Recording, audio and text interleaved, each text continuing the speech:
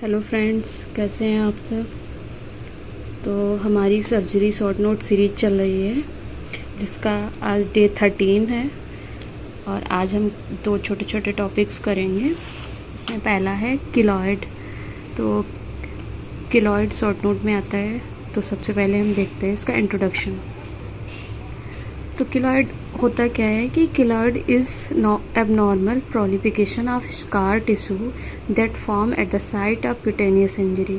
तो किलॉइड जो होता है वहाँ पे फॉर्म होता है जहाँ पे कभी क्यूटेनियस इंजरी हो रखी हो, तो ये वहाँ का एक एबनॉर्मल प्रोलिफिकेशन है। मतलब जहाँ पे क्यूटेनियस इंजरी हुई हो पहले और उसके बाद वहाँ पे स्कार हो गया हो, तो इस स्कार का एबनॉर्मल प्रोलिफिकेशन है। It does not regress and grow beyond original margin of scar. ये इसका रिग्रेशन नहीं होता है और ये क्या करता है, जो मार्जिन है स्कार की उसके बियॉन्ड ग्रो कर जाता है। जो ओरिजिनल मार्जिन होती है ना स्कार की, उसके बियॉन्ड जाके ये ग्रो करता है। सिम्टम्स क्या होंगे किलॉइड के, तो localised area that is flesh coloured pink और रेड। जो लोकलाइज्ड जहाँ पे ये होगा उस एरिया में, वो एरिया फ्लैश कलर्ड का होगा, या तो पिंक होगा या रेड होगा या तो फ्लैश कलर्ड होगा। लंपी एरिया ऑफ स्किन, ये क्या होता है, लंपी एरिया होता है स्किन का। Itchy patch of skin, discomfort, tenderness और इरिटेशन। वहाँ पे जहाँ पे ये किलॉइड होगा वहाँ पे डिस्कम्फर्ट होगा, टेंडरनेस रहेगी और इरिटेशन कॉज करेगा ये। फ्रॉम क्लोथिंग, वहाँ पे क्लोथिंग से डिस्कम्फर्ट, टेंडरनेस और इरिटेशन रहेगी। उसके बाद हम देखेंगे कॉजेज़ क्या होते हैं किलॉइड के। तो किलॉइड के मेन कॉज हैं, या तो वहाँ पे एक्ने स्कार हो रखा हो पहले से, क्योंकि ये स्कार की एबनॉर्मल प्रोलिफिकेशन है ना, तो एक्ने स्कार हो या बर्न हो या ईयर पियर्सिंग हो रखी हो, तो वहाँ पे किलॉइड फॉर्म होता है। अब हम दूसरा टॉपिक करेंगे, इसका नाम है ब्रोंको एक्टेसिस। तो ब्रोंकी एक्टेसिस में क्या होता है, इस हम देखेंगे। तो सबसे पहले इंट्रोडक्शन देखते हैं। It is a lung condition where tubes going into the lungs get damaged and widen. तो ये क्या होता है, जो ये लंग की एक कंडीशन है जिसमें कि जो लंग के अंदर ट्यूब्स जा रही हैं ना, वो डैमेज हो जाती हैं। जो लंग के अंदर ट्यूब जा रही है ना, वो डैमेज हो जाएंगी और वाइडन हो जाएंगी, चौड़ी हो जाएंगी। तो ब्रोंकिएक्टेसिस एक लंग की कंडीशन है, ठीक है। उसमें अगर जब ये ट्यूब्स जो हैं जो लंग तक जा रही हैं वो डैमेज हो गई या फिर वाइडन हो गई, तो उसकी वजह से होगा क्या, डैमेज एयरवे। तो वो कैन नॉट क्लियर म्यूकस, तो वहाँ पे जो एयरवे था वो डैमेज हो जाएगा और उसकी वजह से क्या होगा, वो एयरवे म्यूकस को क्लियर नहीं कर पाएगा। वहाँ पे अगर कोई बैक्टीरिया है तो उसको क्लियर नहीं कर पाएगा।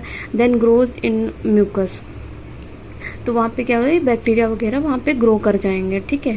क्योंकि वहाँ पे म्यूकस क्लियर नहीं हो पाएगा तो उस म्यूकस में बैक्टीरिया ग्रो कर जाएंगे।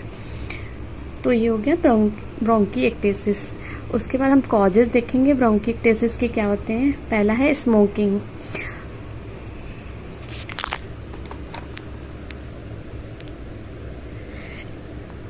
स्मोकिंग है, एयरवेज हैं। हाँ, तो स्मोकिंग में पहला इसका रीजन है ब्रोंकिएक्टेसिस का स्मोकिंग। दूसरा है एयरवे ऑब्स्ट्रक्शन। अगर वहाँ पे कोई ऑब्स्ट्रक्शन हो रखा है एयरवेज का, जैसे कि वहाँ पे कोई ट्यूमर हो गया या कोई फॉरेन बॉडी एस्पायरेशन हो गया, वहाँ पे कोई फॉरेन बॉडी आ गई, उसके एस्पायरेशन की वजह से एयरवेज ऑब्स्ट्रक्शन हो रखा है या ट्यूमर की वजह से, तो वहाँ पे ब्रोंकिएक्टेसिस की कंडीशन आ जाती है।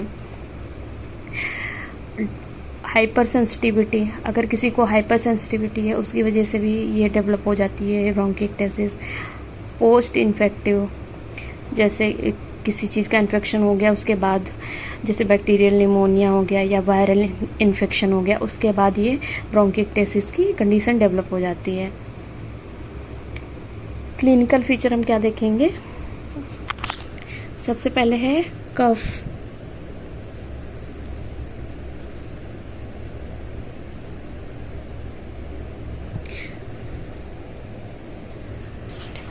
तो cough with lot of mucus and pus. तो क्या होता है कि इसमें ना ब्रोंकिक्टेसिस की कंडीशन में जो कफ होता है वो उसके साथ लॉट ऑफ म्यूकस और पस निकलता है। और इसमें क्या होता है, रिपीटेड कोल्ड हो जाता है, बार बार उसको जुकाम हो जाएगा। जो भी पेशेंट रहता है उसको बार बार जुकाम होगा।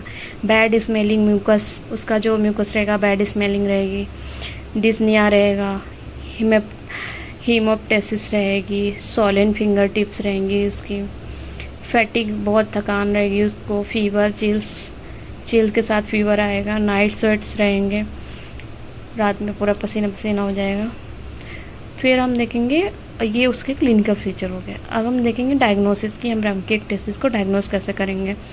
तो या तो हम चेस्ट का एक्सरे कराएंगे, क्योंकि ये लंग की कंडीशन है तो चेस्ट का हम एक्सरे कराएंगे, सीटी स्कैन कराएंगे और स्पुटम कल्चर कराएंगे। उसके बाद हम ट्रीटमेंट क्या दे सकते हैं, तो ट्रीटमेंट में हम सिम्टोमेटिक ट्रीटमेंट दे सकते हैं। इसका ट्रीटमेंट में हम सिम्टोमेटिक ट्रीटमेंट देंगे।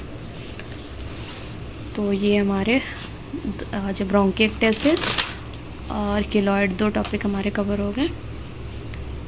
तो आप लोग पढ़ते रहिए, बाकी के टॉपिक हम नेक्स्ट ब्लॉग में करेंगे। तब तक के लिए बाय बाय, टेक केयर।